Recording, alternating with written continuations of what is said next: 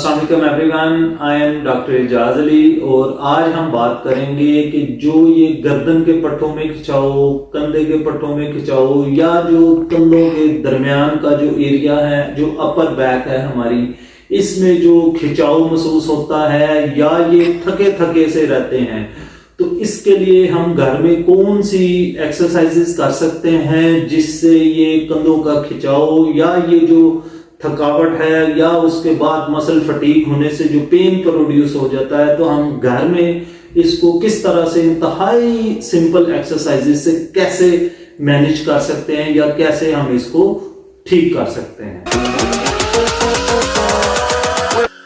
सबसे पहले यूं उंगलियों में उंगलियां बना लें और बाजू सीधे कर लें। बाजू सीधे करके इनको फुल पीछे ले जाएं, जितना आप पीछे लेके जा सकते हैं। यूं 1 2 3, ये टोटल 10 रेपिटेशन करनी है इस तरीके से। उसके बाद जो नेक्स्ट दूसरी एक्सरसाइज है, उसमें क्या करना है, आपने हाथ यूं सर के नीचे रख लेंगे और अपनी कुनियों को इकट्ठा करें और फिर इनको खोलें बिल्कुल मुकम्मल। ये फिर इनको इकट्ठा करना है और इनको खोलना है यूं बिल्कुल अपने तकिए के साथ पैरेलल तकिए को लगाने की कोशिश करनी है। तीसरी एक्सरसाइज में क्या करना है कि अपने सर से अपने तकिए को, पिलो को नीचे की तरफ दबाना है यूं, और इसको यहाँ होल्ड करके रखना है 1 2 3 4 5 एंड देन रिलैक्स। फिर से इसको नीचे लेके जाना है और होल्ड करना है 1 2 3 4 5 एंड रिलैक्स। दीवार के साथ टेक लगा लें, किसी भी दीवार के साथ टेक लगा के और बिल्कुल अपने पोस्चर को रेक्ट करके दोनों बाजू सीधे कर लें और दोनों बाजू सीधे करके तो आप एक बाजू को खोल के दीवार के साथ लगाएं और इसको वापस लाएं, फिर दूसरे बाजू को दीवार के साथ लगाएं।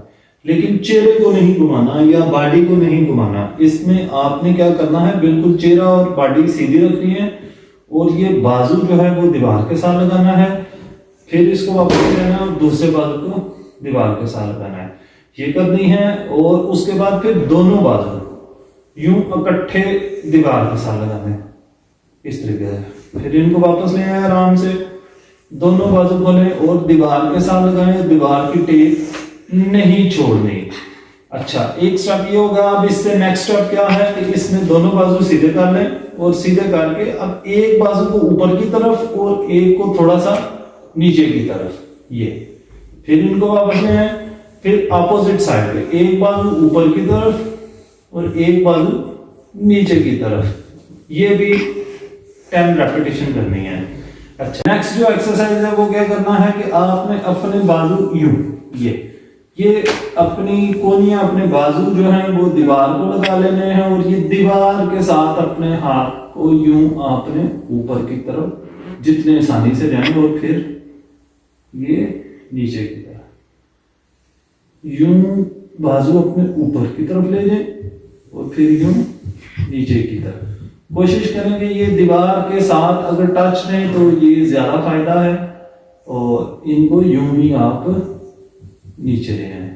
अच्छा जी, इस वीडियो को मैंने आपके लिए 2 पार्ट में जो बनाया है। एक पार्ट जो है वो लेइंग पोजीशन में था, लेटी हुई हालत में 3 एक्सरसाइजेस थी, और जो दूसरा पार्ट था वो वॉल स्टैंडिंग, दीवार के साथ खड़ा होके तो उसमें स्टैंडिंग में थी।